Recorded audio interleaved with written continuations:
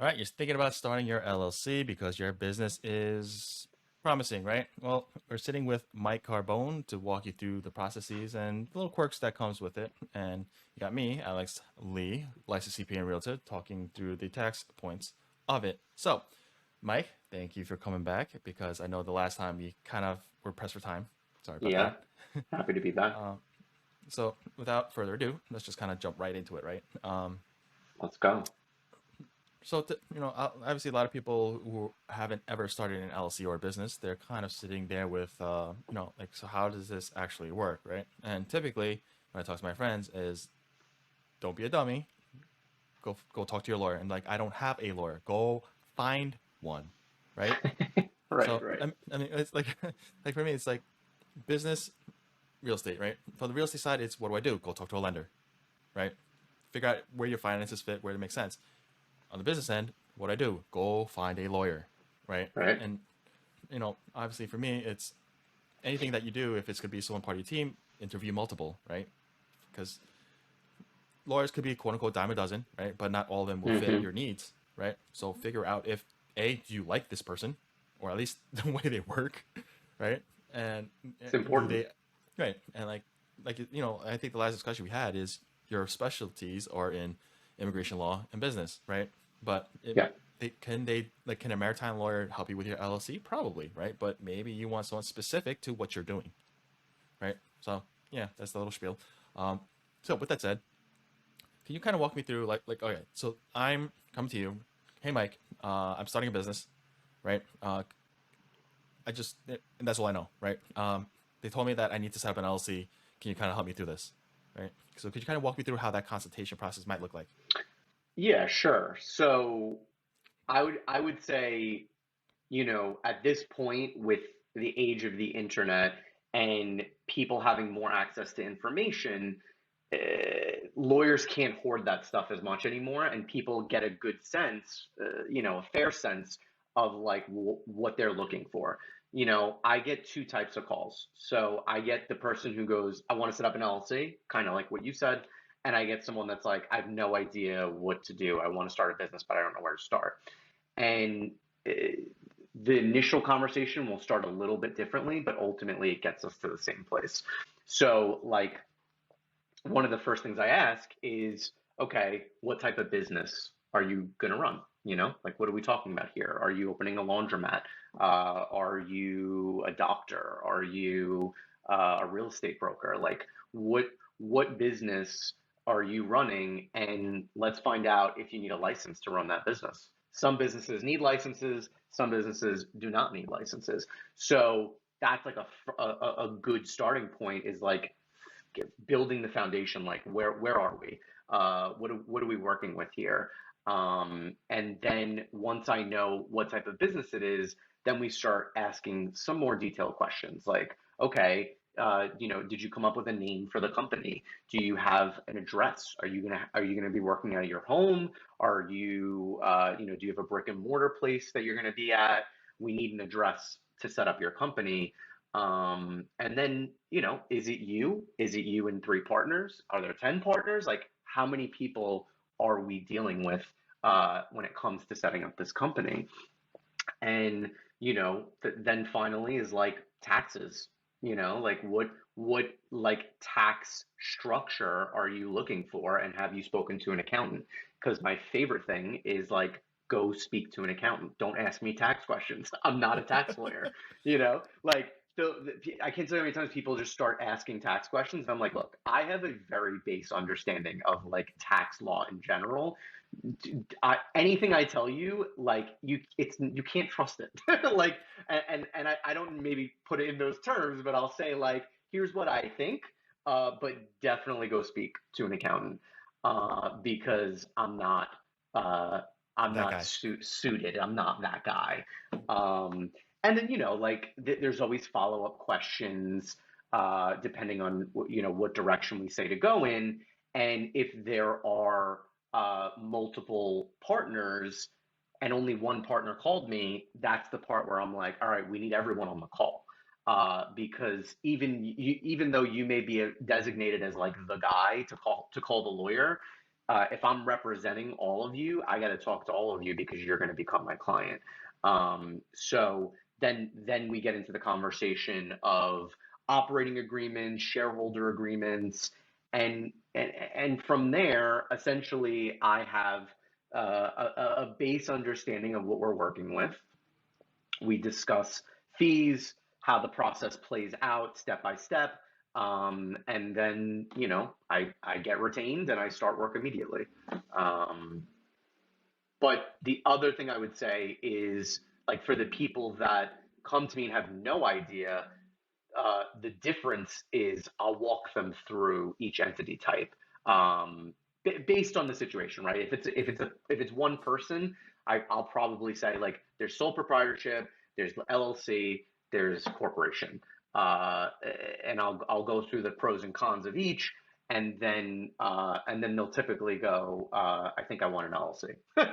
Like, single member LLCs are just like the easiest to run, the easiest to set up, and very low maintenance. So yeah, I do a ton of LLC work, and I think since their creation, like, I don't know, 30 years ago or something, they're trending up. Like, so many people start LLCs when it comes to their first business.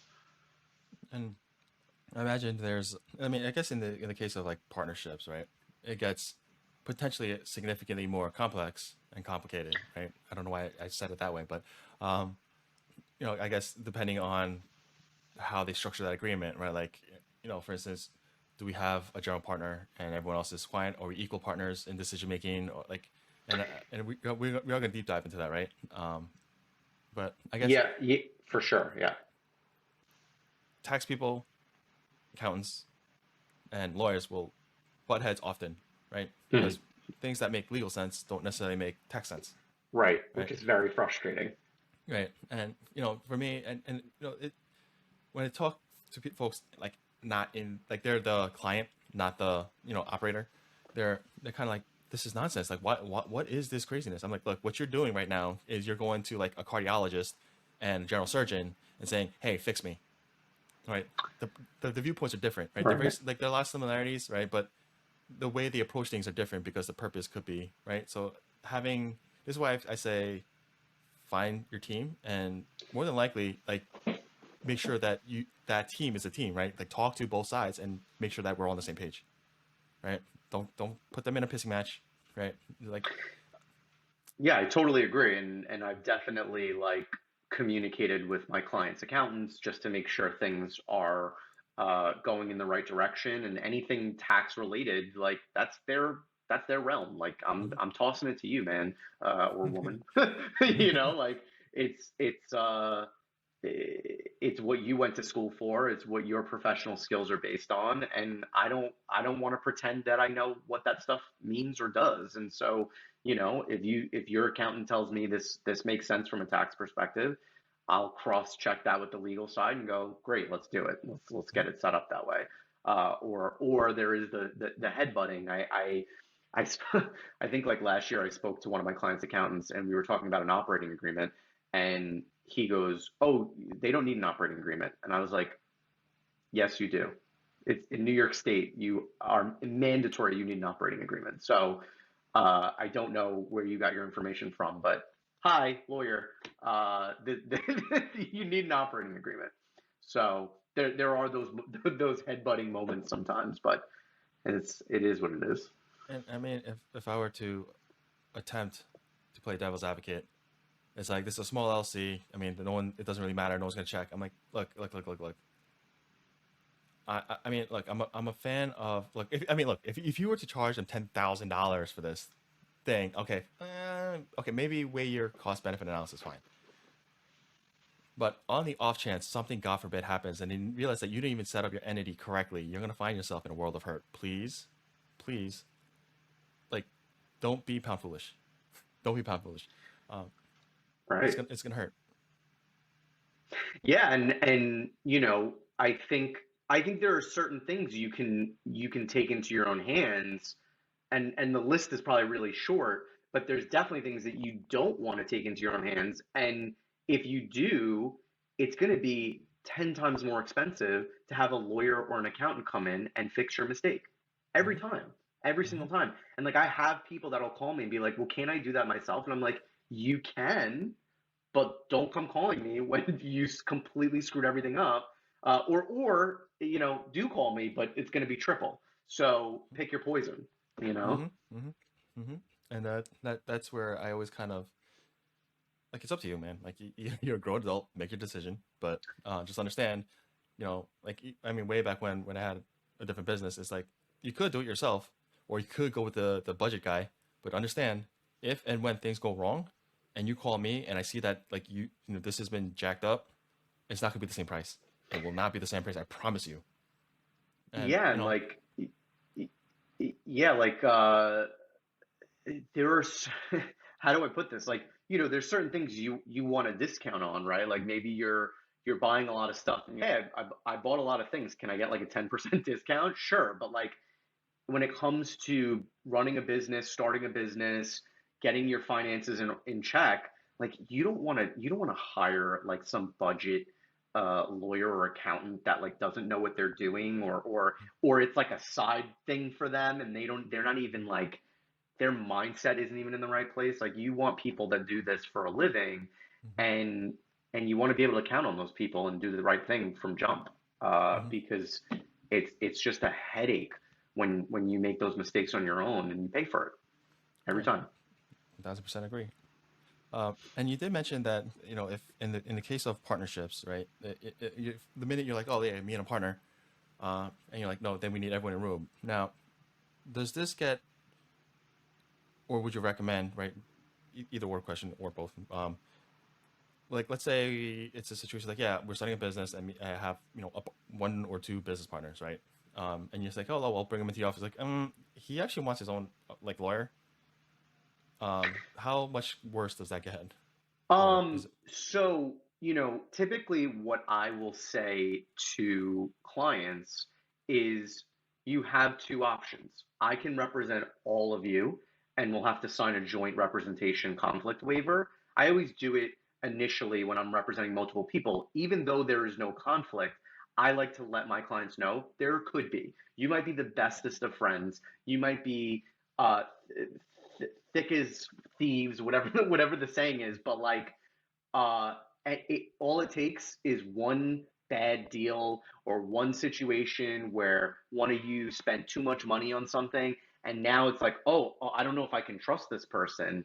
And so you need to be aware of what could happen in those situations. And so I say, okay, I can represent all of you together. You sign this joint conflict waiver, and I'm your attorney, or you can each get your own individual attorneys. Now, yeah, that's gonna drag it out, but that's your prerogative. If you don't feel comfortable having one attorney represent three different people, then it's your own right to have your own attorney. And yeah, you know, like if I'm the lead attorney and I'm drafting the operating agreement, the other attorney is definitely going to poke holes, nitpick, you know, want to change things. But ultimately, if everyone has their own attorney, you're going to have like the most solid operating agreement, because then you've had let's say three partners, you've had three lawyers build this thing together, and that's going to be a uh, pretty bulletproof operating agreement. Not to say that it can't be when one attorney is representing all three, but it's always different. When there's Right. more cooks in the kitchen, you're going to get different recipes and food and entrees and stuff like that. So yeah, it happens all the time. Well, I mean, in this It's case, I'd imagine it's for three times the bill. Oh yeah, for sure. But you know, it's like, do you want to have the company pay it, or do you each want to pay it? And maybe it's worth the investment. You know, like again, same commentary. Sink the money in now to save yourself later. Mhm. Like that's what it's all about. Like All right. taxes, investing, legal stuff, like anything you can do to protect yourself now for the future is going to save you time, money, headaches, period. Like it's that simple. And yeah, it's Mhm. expensive, but spread it out over 30 years or spread it out over 60 years. Like, it's not expensive at all. Absolutely. And so, in terms of the operating agreement, what are some common things that you want to make sure that you touch on if you were to like consider, going down that route? Sure. So, when I say operating agreement, you can also call it a shareholders agreement for like an S corp. Both an LLC and a corporation are run pretty similarly, but they use different terms, which of course is confusing to people.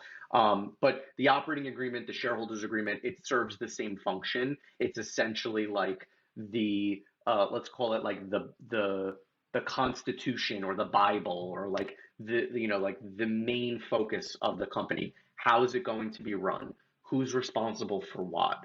Buy sell provisions. What happens when someone wants to leave? Those are big. Like the buy sell provisions, I would say get negotiated the most. The management language, like how the company is managed, those things are easier. When are distributions made? When are dividends issued? Like those things are pretty straightforward. And if you're dealing with three partners that all are splitting things evenly and all are working for the company, everything's split in thirds. Um, that's pretty straightforward. It gets more complicated when two partners are actively running the company and one partner is just like the money guy and investing money into the business. But ultimately, I would say uh, there are certainly like boilerplate provisions in operating and shareholder agreements, but the ones that really are the most important are like management of the company, uh, how and when members and shareholders are getting paid, and who has the authority to do what on behalf of the company, and buy sell. What happens if a partner leaves? What happens if a partner dies? And I don't know how detailed you want to get about this, but the buy sell stuff can get really interesting. Like that's probably one of the most important components of an operating agreement, because when you are drafting a contract, because we're talking about contracts here, you're always future looking. And as a lawyer, my job is to think about all of the situations that this could go terribly wrong. Mhm. And so creating those clauses and and that language in the contract is like the what if scenarios. And can I capture every single possible scenario? No, but I can capture the most important and the most uh, like common ones that will come up in any business partnership. And so, like, with that, along those lines, what are some common ways for you might be able to structure that exit clause or like the buy sell agreement? Yeah, so typically there's multiple components to like the buy sell portion of an operating agreement. And the first most important portion is the triggering events. So you will have language that sets out all of the triggering events that trigger the buy sell provisions of the operating agreement. So this could be death of a partner, disability, like physical disability, like you're in a terrible accident, you can't work anymore, divorce, um, retirement, getting fired. What if one of the partners files bankruptcy or becomes insolvent? So when those triggering events occur, that then says, okay, we're in a buy sell moment, and we need to value the company. So then you look at the valuation provisions, and typically there's either a formula or you can kick the can to a CPA and have them do it. There's multiple options when it comes to that. And then finally, there's how is it funded, right? Like how is the buyout gonna happen? And so typically there's multiple options, but it's like the company itself buys out the partner. Depending on the structure of the company, the majority shareholder might have rights to buy out the leaving partner, and increase their share. It could be that the remaining partners can purchase that leaving partner's share based on their prorated percentage of interest or shares. Um, And in the case of like death, you would have the company or the partners buy life insurance policies. So, the company can buy policies on each of the members, or you can have each member, each partner buy a policy for the other partner. And what gets interesting is if you have like three or more partners, there's a ton of life insurance policies and a ton of premiums. So it can get expensive. But if your partner dies and you don't want their share going to a family member, and then now you're in a company with like your friend or your partner's son or wife or something, uh, you have that provision in there. You cash in the life insurance policy. The corporation pays the proceeds of the policy to the estate of the past now deceased partner, and that's it. They're gone. They're gone. They've been paid for, and you know the situation has resolved itself. And obviously, like, these things have to be revisited on a regular basis, because when you buy that life insurance policy in year one, and you're in year 10 of your business, it's not going it has to be valued at that partner's percentage in the company. So what the company was worth on year one is certainly not going to be what it's worth in year 10. So you want to up those policy limits and those protections. Interesting. So now, you did also mention another thing. In the case of, say, divorce, right? Like, are there any protections from that? Like, I mean, for me, um, I know I catch flack for it, but I am a fan of prenups, right? And it's Yeah, not necessarily for the reasons most people think of, like, oh, so you're saying the marriage and I'm like, no, I just don't want the government in, like, dictating how we're gonna handle our relationship, right? It's correct. just that simple. Yep. Um, but as it pertains to like an LLC situation, right? Let's say, um, we start up a business, and for whatever reason, we're like, look, let's just protect ourselves in the God forbid like zone, right? And of my spouse, whatever, but like, let's just in case the lawyer says we should probably put it in, right? Uh, are there any particular protections in the case of like where a partner is going through a divorce and maybe the other spouse wants their piece? So the interesting component of addressing divorce in an operating agreement or a shareholders agreement is that you actually need the spouse to sign a consent document, that it becomes an exhibit to the operating agreement. And essentially, what that consent document will say is something along the lines of, if me and my spouse, who's a partner in this company, were to ever get a divorce, I uh, disclaim any right in that interest, and I will have no rights to pursue my spouse or the company to obtain a portion of the ownership interest or the proceeds or the share or whatever type of company you're dealing with. And they can have that reviewed by independent counsel. But essentially, you're including your spouse in this agreement, which a lot of times people don't want to do, because it, I agree with you with prenups, but it's a very, like, you kind of have to walk on eggshells. Like, hey, I need you to sign this thing that's gonna, like, take away any rights you have to take a part of my company in case we ever get divorced. Like, that. Don't say those words, but it's hard, and I've had clients say, like, we don't want to do that, and so if there's divorce, you're at the hands of the law.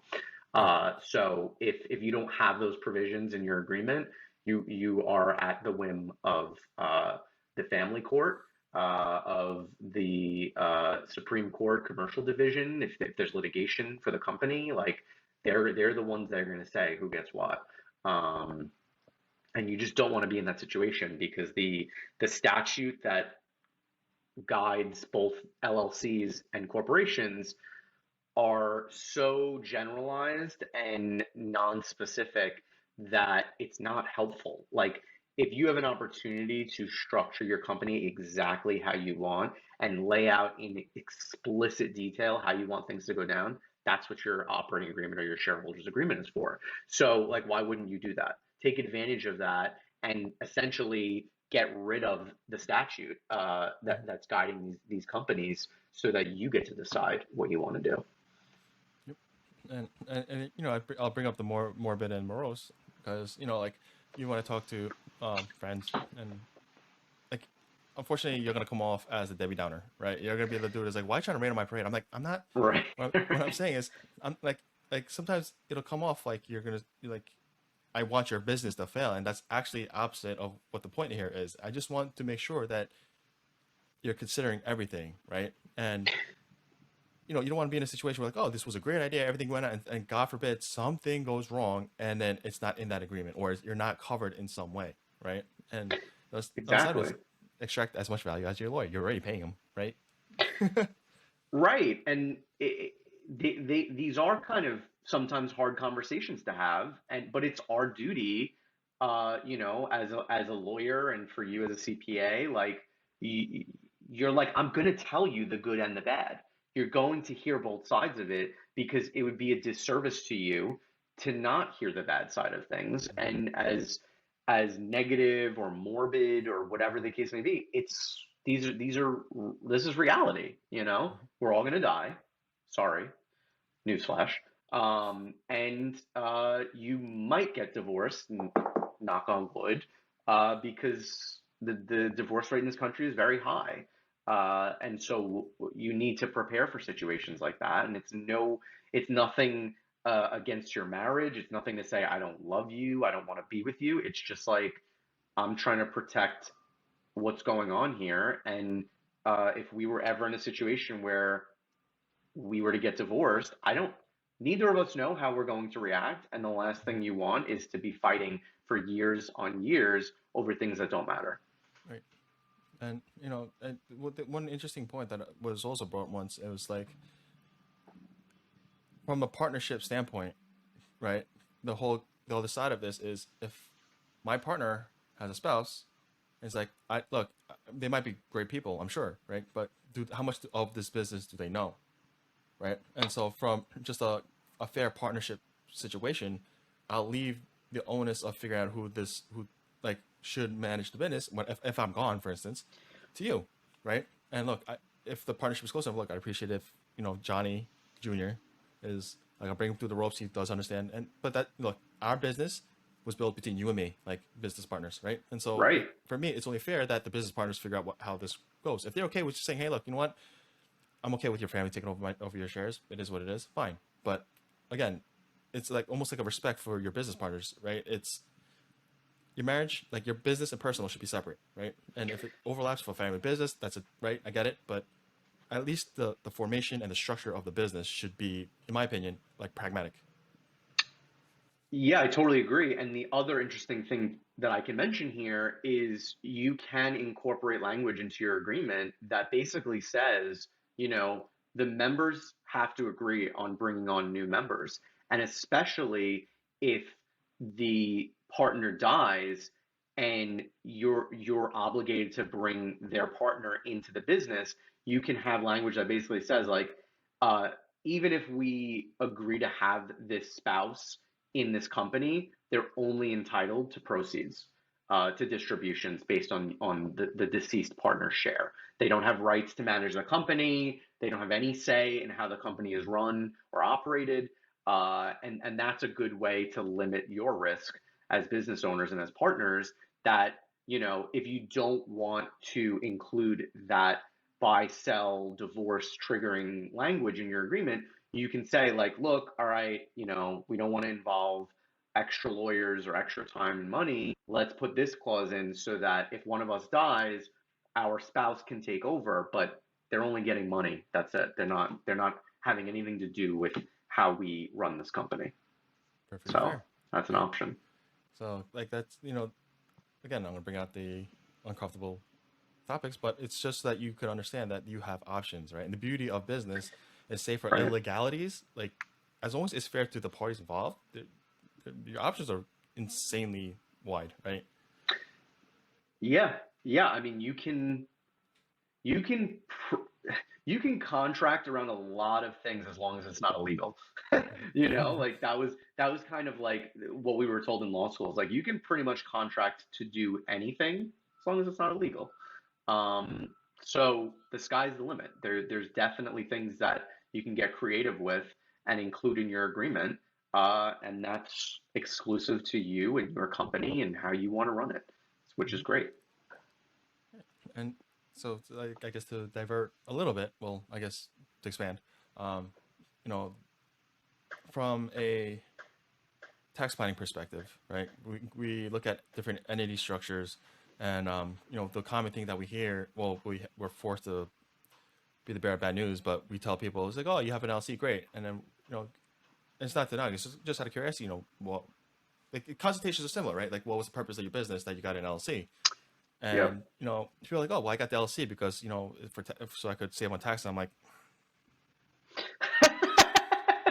Right. no, Right. no, That's that's not yeah. right. Yeah. Yeah. And so they scratch their head. I'm like, I don't understand. Like everyone's told me that you got the deductions. Da, da, da, da. As a sole proprietor, you still get those deductions, right? The LLC is a legal entity structure, right? Correct. Um, and then so they're like, Yeah. I don't understand. So the way I like to kind of like split this off is, what is the business, right? Is it an active business where you're actually doing stuff, right? Or in like more like my realm, or it's like, did you buy assets? Did you buy real estate, for instance, right? Um, and I Right. think this is where some people kind of get stuck, right? And I'm not saying that everyone has to, right? For me, this is like, in my opinion, a discussion you should have with your lawyer and your tax professionals, right? Suss out the cost benefits. Sometimes people, it might not make sense to say put your real estate property, right, under an LLC yet, or maybe the other question is, do I put a separate one? Talk to your people, right? But I digress. Um, Yeah. some of the cringe things will be, for instance, I put my real estate property in my S-Corp. Don't do that. Don't do that. And the secondary question then becomes, well, they said that I could put the real estate under my LLC, or can I, right? And so, like, I guess in your experience, like, how might that look? Like, can you put rental, like, an investment property under an LLC? Yeah, I mean, I definitely think you can. I don't think there's any restrictions on that. I would say, you would probably want to consult with definitely your lawyer, definitely your accountant, and certainly if you're getting a mortgage, the bank, because they're going to be the ones to issue the mortgage, and if they don't want to issue it to an LLC, they're not going to issue it.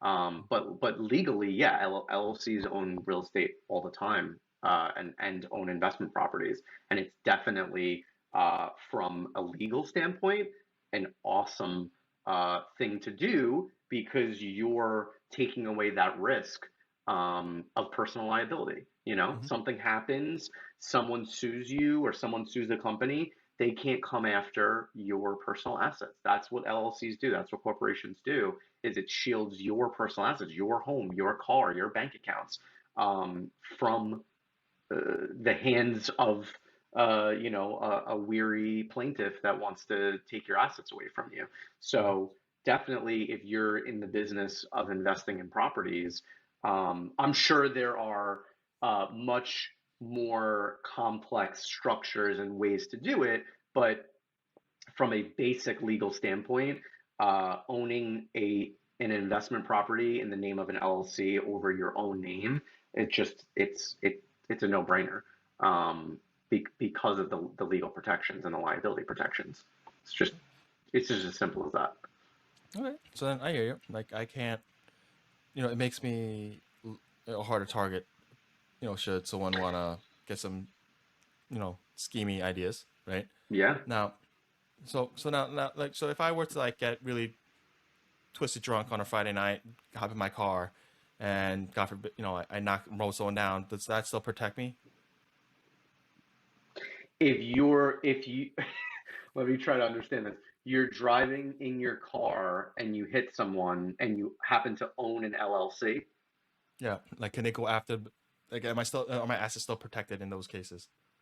So that's an interesting question. So because you're likely not uh, operating the car under the guise of the LLC, meaning like if you were driving your car for work, you might be able to use the LLC. But if you're just driving it on your own and you hit someone, they're going to look to your car insurance.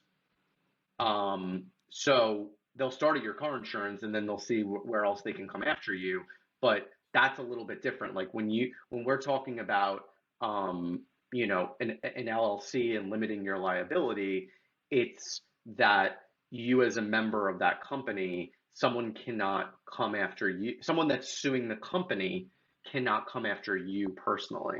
Hmm. So if someone slips and falls in front of one of your rental properties, they're going to sue the LLC. They can't come after you, Alex. Like Hmm. they cannot sue you. They have to sue the LLC, and that in and of itself protects you and your personal assets. I would say that the situation you came up with is like you're probably more exposed to personal liability because it's kind of removed from the LLC.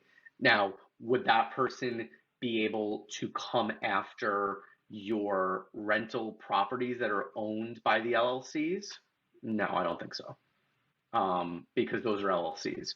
But anything like when it comes to personal injury and things like that, they're usually going to the plaintiff in those cases is usually going to come Hmm. after your insurance first, Right. and then they'll come after your personal assets. But they won't be able to touch any assets that are owned as an LLC or a corporation or an LLP or anything like that.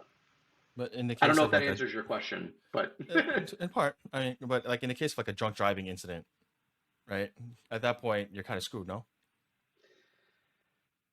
Screwed like Like, definitely criminally. I would say like New York is pretty strict on DWI laws. Like you can easily be prosecuted. In fact, I think all DWIs are prosecuted in New York State, whereas New Jersey it's kind of like a municipal offense or something like that. So automatically, yeah, you're screwed from like a potentially criminal perspective, and then financially, yeah, like you're exposed to. And side note, I don't practice any of these areas of law, but I'm still a lawyer, so I can still comment on it. But yeah, I mean, you're exposing yourself to civil lawsuits. You're exposing yourself to potentially putting your assets at risk. But again, like it's really it's very hard to get at the assets of an individual by going through an LLC, if that makes sense.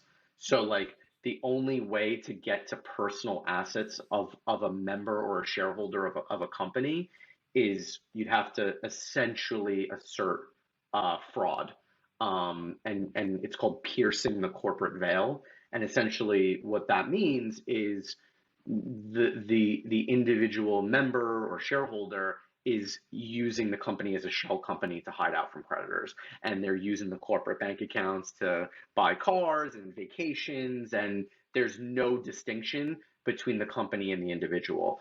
mhm. And those cases are actually very difficult to bring, which I guess is good and bad, depending on which side of that you fall in the situation. But it is typically, if you are running your business like a business and you keep everything separate, it is very difficult, next to impossible, to pursue personal assets of a member of a partner of an LLC or a corporation.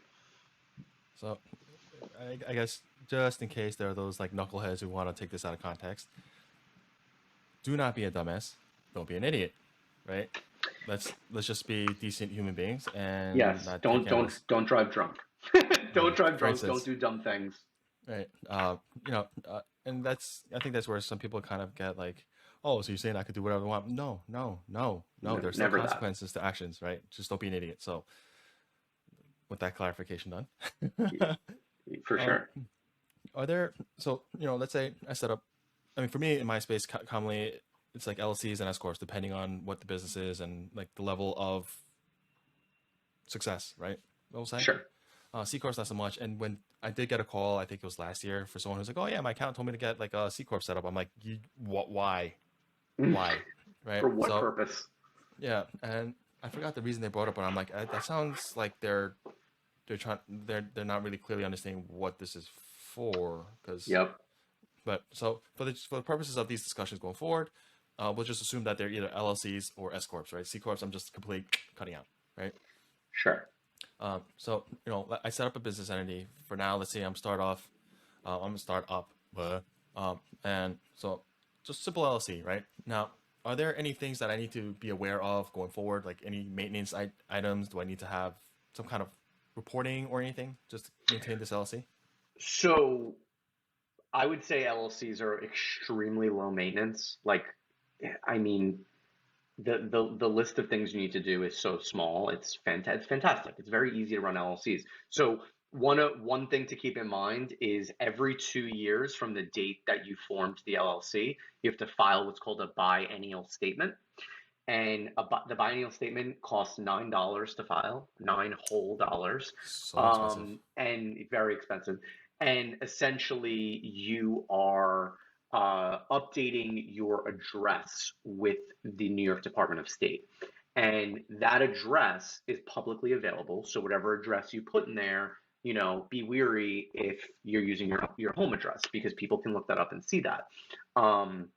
But essentially, anytime someone sues an LLC or a corporation, they're going to go online and look up the business address, and they're going to serve the Secretary of State of the Department of State, and they're going to serve your company.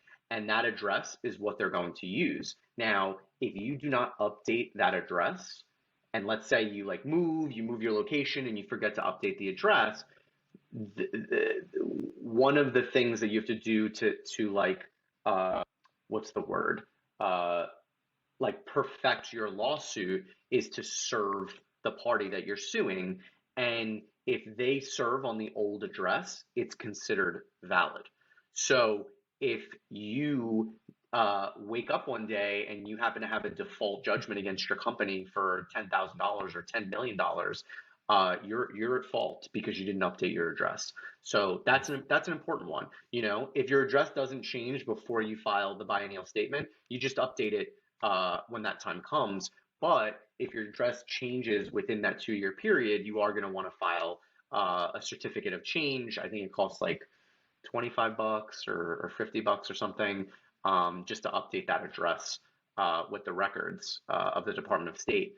And then, depending on how many members, how many partners there are, you're going to want to revisit the operating agreement on a yearly basis, just because things change, the business changes. Let's say a year goes by and you drafted the operating agreement saying partner A is going to do something and partner B is going to do something else, and you find out, oh, we actually switched roles.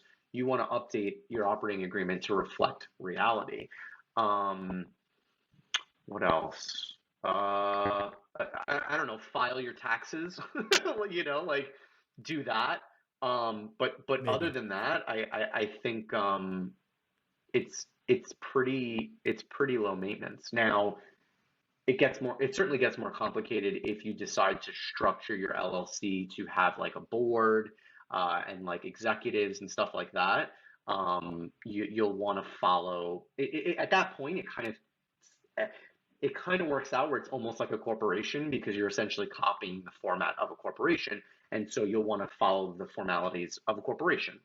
Um, but yeah, that's some it's extremely low maintenance to run an LLC. Those are like the main bullet points, honestly. And keep doing your business. Keep your licenses in check. Make sure everything's getting renewed. Pay your utility bills. Like just run your business to the best of your ability. But from a legal standpoint, it's low buy-in for an LLC. Okay. Well, then how is that like? So you did mention that if you have a board, it gets closer to like a corporate structure, right? So could you walk me through how that would be like? What you need to do to make sure that you're in good standing? Yeah, so the major difference I would say is that when you have an S corp, you have a board, right? And so major decisions that are happening with the company need to be documented. So the board is responsible for strategic planning, direction of the company, oversight over the CEO and the C-suite executives, and so.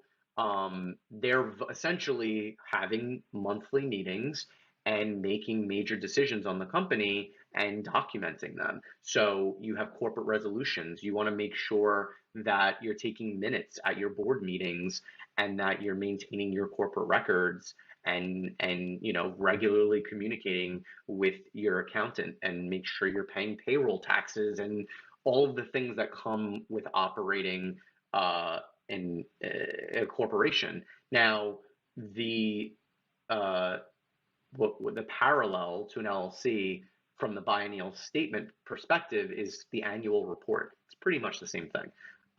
It's not like you actually have to like, I think anyone that's ever like heard of like investing or these companies that issue an annual report, it's not that. You're not like paying someone to draft like some 50-page annual report. It's literally the same thing. You're updating information, and I'm pretty sure. I mean, I think it's like a little more expensive. It might be like $25. But we're still talking pennies here. But for the same reasons I already mentioned, you want to keep those records updated for the sole reason that if someone sues you, you want to make sure you get that lawsuit so you can respond to it. Um, but yeah, I mean, it really comes down to um, keeping corporate formalities and documenting everything and following things that have to be voted on need to be voted on. You need to hold meetings, and if you don't hold the meeting, you need to have consents in lieu of meetings. There's a lot more essentially paperwork and documentation with corporations that you need to follow. Uh, you know, in distinction from an LLC. I mean, an LLC, like you open the doors and it's like none You're of off to that the stuff races. matters. You're off to the races. Like none of that stuff matters, and that's why people open LLCs because yes, it's more expensive to start an LLC, but in the long run, you're not uh, running a meeting every month Hmm. and keeping. Look, you want to keep records certainly, but you don't have to document things in the way that you do with the corporation. Fair enough. And so this is potentially where some people get that little headbutting action, right? Because it's and this it's like a potential, right? Because again, it depends on what your lifestyle is in you know like in accordance with the business end of things, right? So, Sure. uh, like part of it is going to be is a family business, right? Do you have like or like what is it that your lifestyle wants to look like, right? Do you have family that you and the reason why I'll ask some of these things is like yeah, like it's me and some other dude who had just we met like 2 months ago and we just realized we have a business idea. Okay, fine, right? Right. Yeah. Or it could be like oh like it's me, my wife, my kids, my uncle Joe, my cousin Joey, you know, and I'm like, okay, well, actually, before I go to that farther end, are there any requirements for like board of advisors or board of directors? Like, do they have to be owners? Do they have to have shares? Do you have to pay them? Like, what? How does that work? Bylaws. Oh my gosh, I can't believe I couldn't think of that word. It's The been a long day. bylaws of a corporation, right? Um, Lay out those details and kind of guide the board of how they have to operate. But no, board members don't have to be shareholders. They don't have to be members of the company. They can be paid. They don't have to be paid.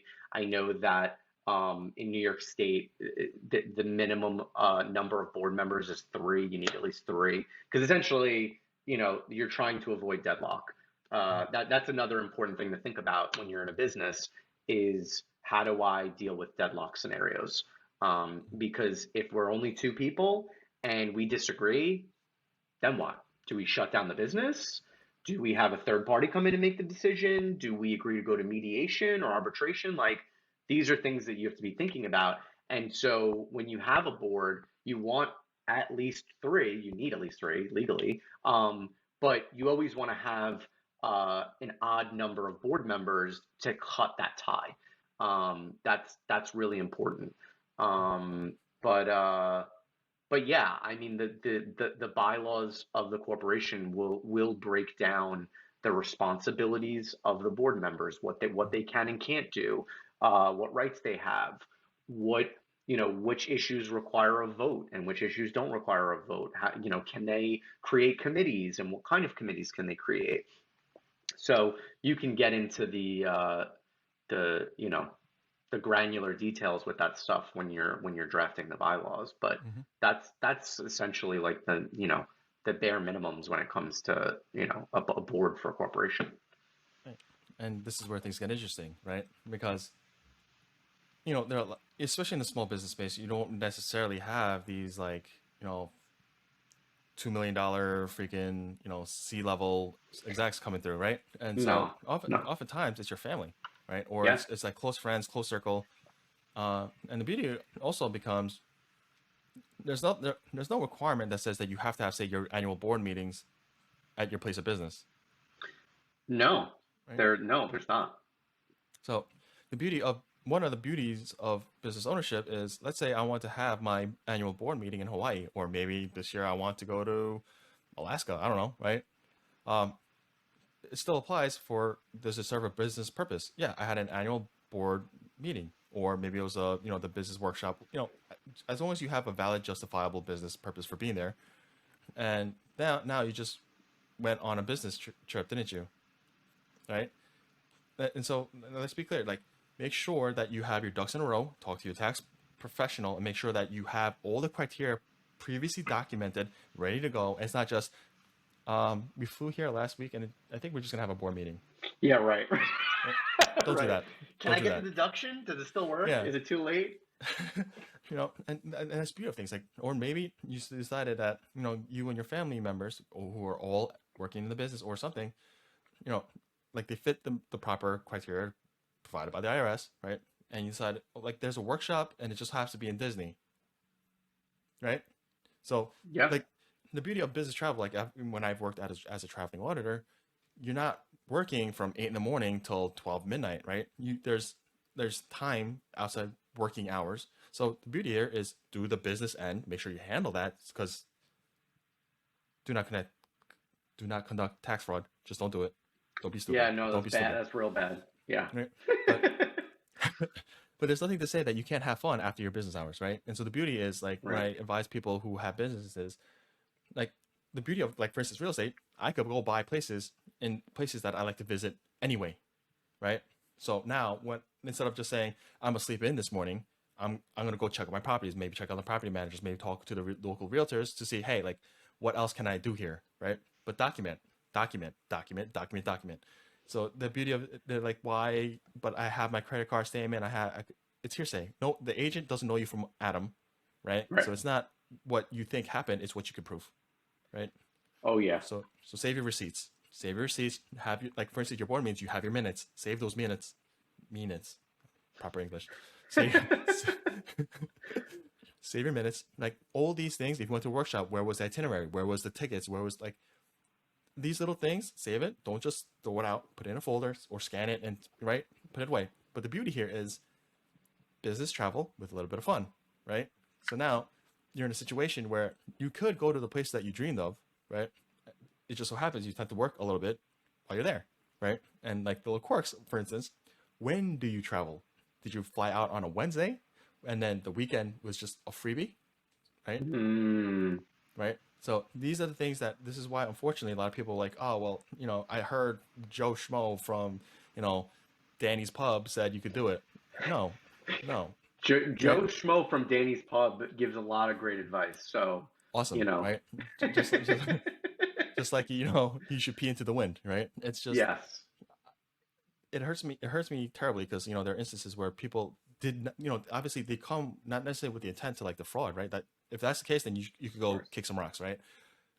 They thought it was just, everything was all willy-nilly, and then they realized, oh wait, I didn't check the right boxes, and now, so I have to eat this cost. But it was a valid business. Like, if you flew down to, say, Atlanta, and because you have actual, like, vendors there, you speak to them and whatever, but you don't have the proper documentation, well, guess what, you might have just spent $2,000, and now you can't recoup those costs as a deduction. Yeah. Yeah. Hurts.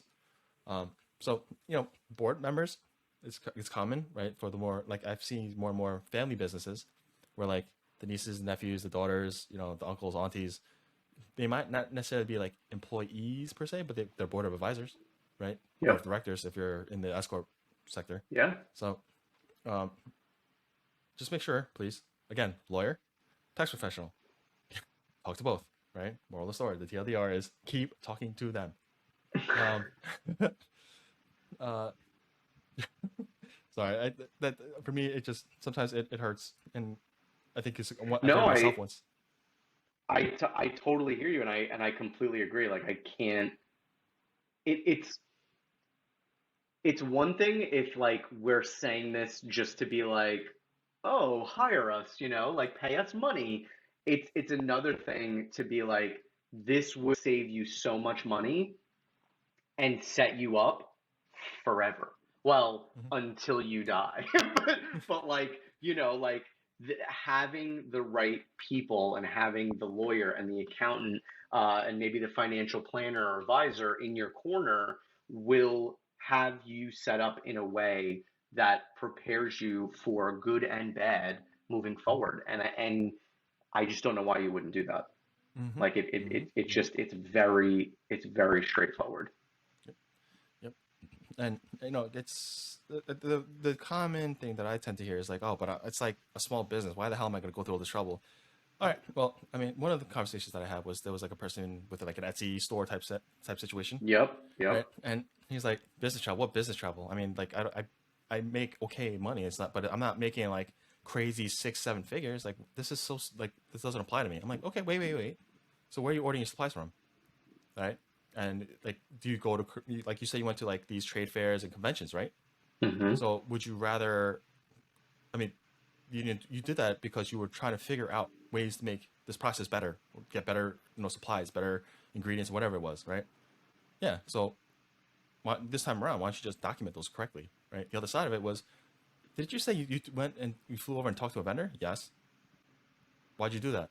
Well, I was in the area and I figured, oh, I realized that like a lot of supplies I ordered from was in the area, so I went to talk to the owner, and actually would like, and the guy was like, because you came here, they negotiated a lower price for my orders. So you're saying that wasn't business purpose? Right. Yeah, it's like but I was there staying with a friend. I'm like, so that matters why? Did you play? You bought plane tickets, right? Yes. Did you rent a car? Yes. Did you eat stuff while you were there? Yes. Right? Did you do? You said you did most of the. I mean, yeah, you went to go see your friend, but most of it was business, right? You went to the trade fair, you went to the convention, and you went. Now you're telling me you went to go see a vendor. So this could have been verified as a business expense, but now Yeah. you let it go, and unfortunately, all the money that you spent there is now a personal expense. Sorry, right? So I mean, this is where again, a lot of people will have this bad narrative of like, until I make X, Y, and Z money, it doesn't make sense. I beg to differ. I beg to differ. And look, I I'd rather totally find agree. out. I'd rather find out and just say, hey, look, man, like you're kind of not in this ballpark. So yeah, you did waste an hour of your time. But I would rather find out that than find out, oh crap, I could have saved thousands of dollars just by having a phone call. So Yeah.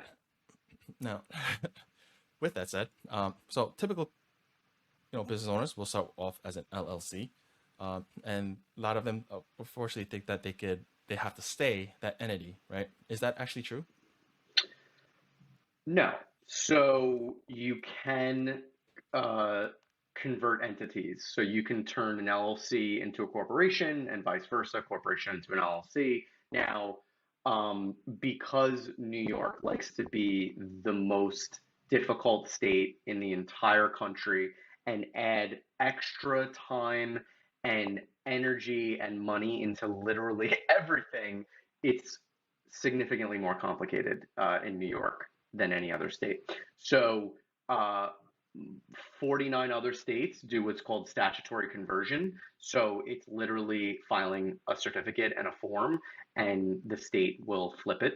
But in New York, you have to do what's called a statutory merger. And what that means is you have to, let's say you're an LLC, you want to become a corp, you have to form the corp. So you have to create a new company, pay all those fees, and then create a plan of merger and vote and merge the company into the now new corporation and have it buy out the LLC, which is just like a ton of paperwork Mm-hmm. and such a waste of time. But here we are, welcome to New York. like uh, that's how it is. So it's not impossible. It's doable. You can do it. But it's not like as easy as it is in every other state where you just file a form. So, if you started as an LLC and you want to become a public company, definitely need to switch to a corporation. So that has to happen. So you'll have to go through that process. But those are typically, the biggest reasons that someone will start as an LLC into a corp, because they eventually want to get capital funding and, seed investors and, become the next social media giant and go public and all of that stuff, which I don't touch any of that. That's like securities law. But and then I guess the other way around would be, maybe someone was advised improperly to form a corporation, and they don't want to deal with the headaches of running a corporation, the double taxation, and they want things to be a little bit easier. They convert to the LLC and call it a day. But yeah, to answer your question, it's doable. A little more complicated in New York, but it's doable.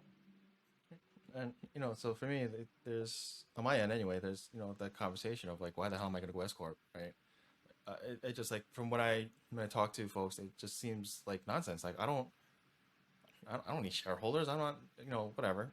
And then I talk to them like, well, it depends, right? So if you're talking about just legal level stuff, then yeah, it might absolutely not make any sense for you to just pay all this extra money, right, to have operate this business entity structure. But the way the common spiel here is your LLC is a legal structure. An S corp election for me is tax, Yeah. right? And so they kind of sit there and scratch your head and they're like, wait, well, what does that mean? This is where you do like the cost benefit analysis, right? And for most states, it tends to hover around that $40,000, $50,000 net income mark, where it might start making sense to make this conversion. But in essence, the reason why a lot of people will switch over to the S corps, especially as they become successful, is because you could now, from an S corp, pay yourself a W-2, a reasonable W-2, and then the rest of the income that your business made could be taken as a distribution, right? So, but by doing this, you are saving money, because otherwise, like in an LLC situation, the self-employment tax is charged on the whole thing, whereas an S corp, you're only charged on the W-2 portion, right? Side note, if you have an LLC and for some reason your LLC is getting a W-2, go find yourself someone to fix this immediately, because your LLC should not be issuing W-2s, right? So that is one of the things where I didn't think was an issue. Apparently, it's becoming a much bigger issue right now. So yeah, if your W-2, if your LLC is issuing W-2s to you, yeah, go. I strongly suggest you speak with. Yeah, you're in trouble. So yeah, like fire whoever helped you out with that. Yeah. But I think to the non-lawyers, the non-accountants, it's like, you're like, what do you mean though? I work for my company, and you're like, pause. Don't do that. You're a member. You're an owner. LLCs are different. You're not technically, like, yes, you're an employee, but you're not. You're not. It's like a weird. It's a weird limbo area. But don't W-2 yourself. Don't do that. Yeah, please. Never do that. It's. I'm gonna leave it there, because when I start seeing unfortunate folks in their situations, I'm like, oh Jesus, like there's gonna be a lot of pain soon, right? Right. It's coming. The pain is coming. Yep. And one of the other like quirks that I tend to see is why don't I just have a single LLC and just single member LLC, and we'll just deal with like employees and whatever. Well, part of it is going to be audit risk perspective, right? So in the case of like an S corp, or in instances where you have like multiple K1s coming out, which is essentially the financials for each partner's cut, right? An S corp, you're going to have a K1 that comes down. So from a tax preparation perspective, your business and your personal 1040 are separate. They're split, right? And where you are like an LLC sole proprietor, it just goes straight into your Schedule C, and you're considered one and the same, right? Yep. And from the IRS side of it, when they look through returns, if you split it, your audit risk is significantly less, right? That is not to say you just, you're gonna start doing shady things and, right? Again, don't break the law. And it's just, I like, for me, I think the reason why I keep having to harp on this is like I do tend to talk about tax tips and like how to save money, and then some people take that as, oh, so you're telling me I should start doing like X, Y, and Z. I'm like, no, the tax law Right. is more than sufficient in being able to provide things, right?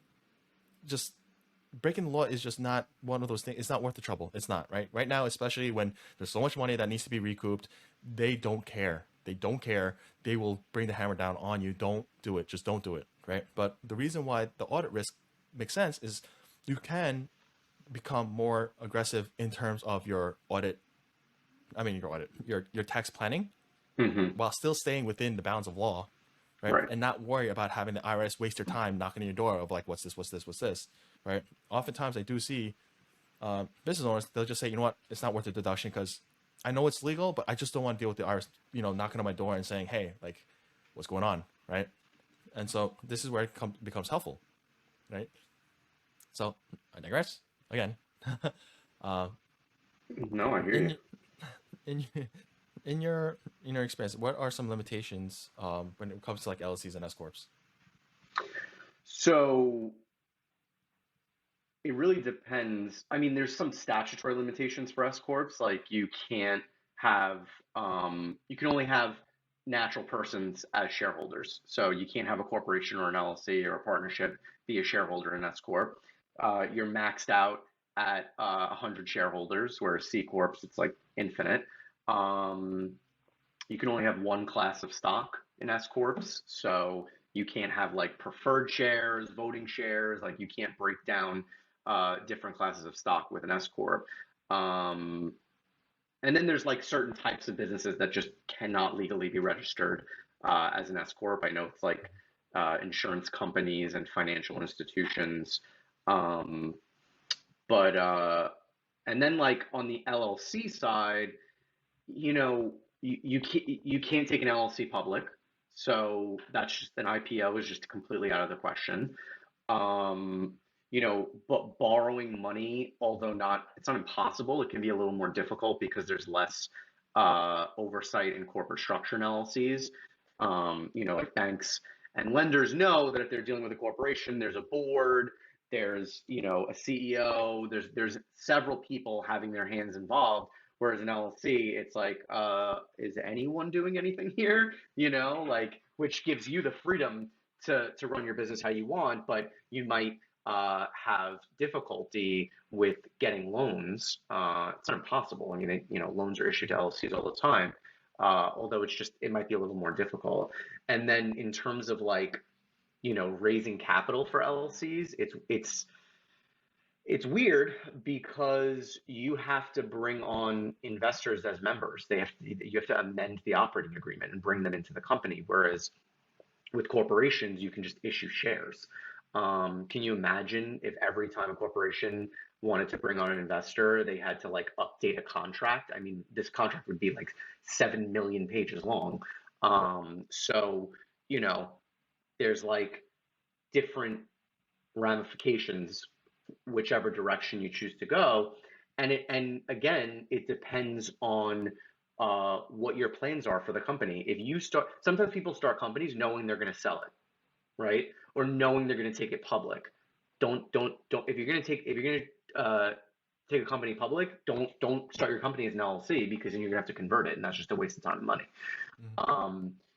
S corps are typically family-owned businesses. I mean, majority of S corps are closely held corporations. There are like 10 shareholders or less. It's a small business, um, and it's run in that way.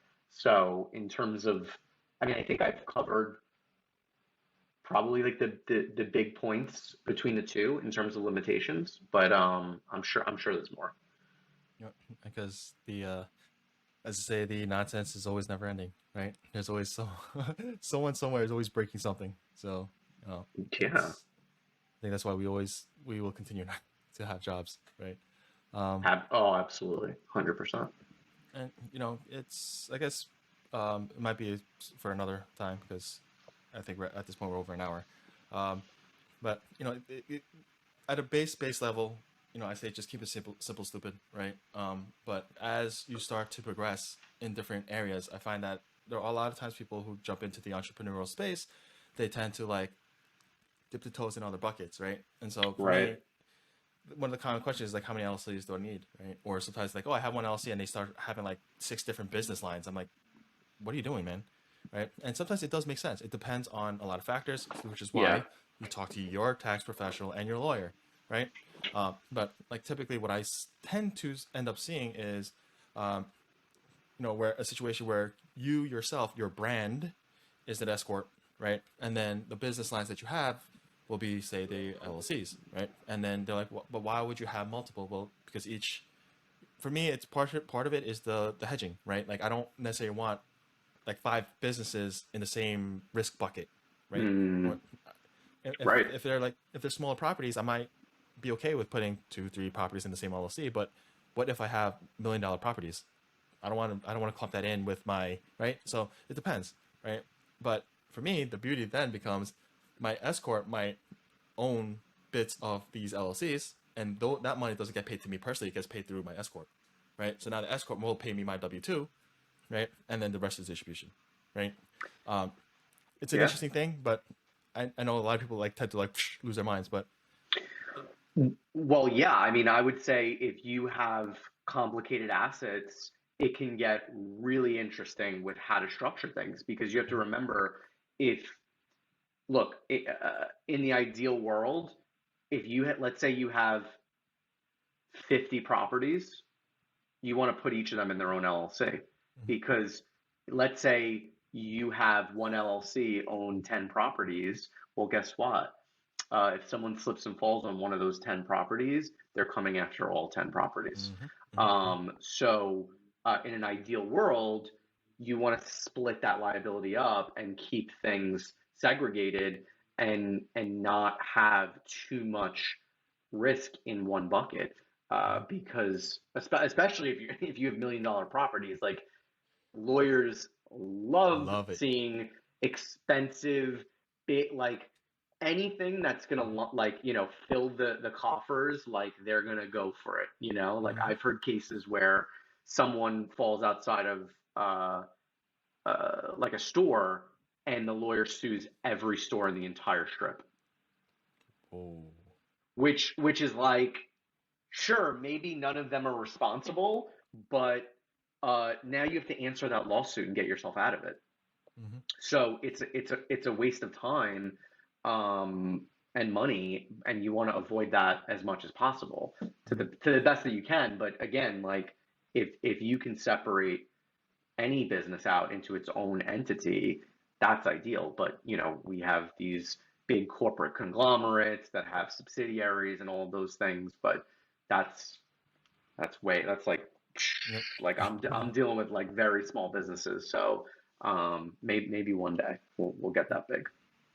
Well, I mean, I'm still gonna be rooting for you. And if I could ask one last little tidbit on that little thing is, um, folks, please just LLCs in the state that you have the business or in the state you have. Don't get cute, right? I mean, I get it. There gonna be people who's like, oh, you should incorporate in Delaware and Yep. in the state that you operate said businesses and properties, right? And they're like 9 out of 10 times that is the answer. Very, very, very specific cases where like, say like for instance like a Wyoming LLC might make sense, but more than likely you're not going to fit in that bucket. So please, don't get cute. Yeah, Keep it simple. yeah, and to respond to that, I think that again, this goes back to what is the intent of the business? What is your goal? Are you anticipating having international customers? Are you going to have customers across the whole country? Then maybe it makes sense to register in Delaware, But if you're opening a mom and pop store in Brooklyn or Queens or something like that, don't set up a company in Delaware. Like that's just like shoot yourself in the foot. Don't do Mm-hmm. that. Yep. Keep everything local, and you could certainly comment on the tax side effects of doing something like that, but like legally, like just that you're now forcing your company to comply with the law in two states, Hmm. and that is just extra burden that you don't need to put on yourself because you're like, I want to avoid, corporate taxes. It's like save yourself that headache. Yeah, good luck with that. I mean, for me, it's someone sold you upsold you something that you didn't need. Good luck. And it's unfortunate it Right. happens. Or like, I mean, on the nefarious end, but on the like not nefarious, but just maybe negligent or ignorant, right? It's just like someone they heard something. It's like the most like I'm sure you get it too. Like I heard that you could do X, Y, Z. Yes, if it That's was my X, Y, favorite. Z. Yeah, I'm like Right, it. right. And so for me, it's just like, look, I don't want to be the bearer of bad news, but a lot of this can be very simple and common sense. Just is your business in New York State? Then set up an LLC in New York State. Did you buy properties in Georgia? Set up an LLC in Georgia, right? Exactly. Uh, Yeah, I So agree. so I feel like I got some therapy out of this. No, I mean, I've definitely learned some things from you that I definitely did not know. That is extremely helpful. I mean, I can, I, I know some things about tax, but again, not a tax lawyer, not an accountant, not a CPA. Like, I leave that to you. I leave that to the professionals, and you serve an incredibly valuable purpose. So people should absolutely connect with accountants and no one wants to pay more tax than they're legally obligated to pay. Hmm. So why would you put yourself in the position to do that? Right. Talk to an accountant, get your ducks in a row, and don't pay any more tax than you're supposed to. Yep. Yep. And I think I lost track of how many times where my thing has always been and will continue to be pay your fair share of taxes, but don't pay more than a penny more than you have to, right? Yep, Do your share, right? But unfortunately, it's just a lot of people don't know what the rules and regulations are, right? And just similarly to people who kind of try to like Google foo their way through law. I'm like, do you Google foo your like your serious medical conditions? I'm like, if you do, then the answer is cancer. The answer is always cancer, yeah. right? You're like, I have this red scratch on my hand. They're like, it's cancer. Hmm. Every time. And it's it amazes me, right? Like, and that's where it's a little unfortunate, where some some bad actors will ruin it for everyone else. And for me, at the end of the day, I'm like, look, find a better lawyer, right? If you're saying that like all these horror stories is your situation, go find a different lawyer, right? And just like if you don't like if I had a client, they don't like the way I work, fire me, right? That means I didn't do my job or just something doesn't Absolutely. work, right? Yep. But I don't think like not having those members on your team is the answer. I just don't, right? I think you're opening yourself up to a lot of issues in a world of hurt. A whole world. I totally agree. So, Completely agree. uh, well, I'm sure there's gonna be more topics because I am my curiosities never seem to end. But for now, where can folks find you in the interwebs? On the interwebs, you can find me at carboneattorneys.com. We have all of our social media on there in the top right corner of our website. We also have a button to schedule free consultations. Fill it out, send it over. We usually answer within 24 hours. Yeah, I'm on everything. I'm on LinkedIn, Facebook, Twitter, Instagram, YouTube. I have a YouTube channel. Nice. Yeah. And if there's anything around here that you guys want clarification on, or if you have any other questions or whatever, feel free to comment below or reach out. Right. This is why we are here. Aside from that, if you found any value, please, please, please, cost you $0, but follow, like, subscribe our channels and whatnot. So, with that said, thank you guys for joining us, and I catch you guys on the next one. Later.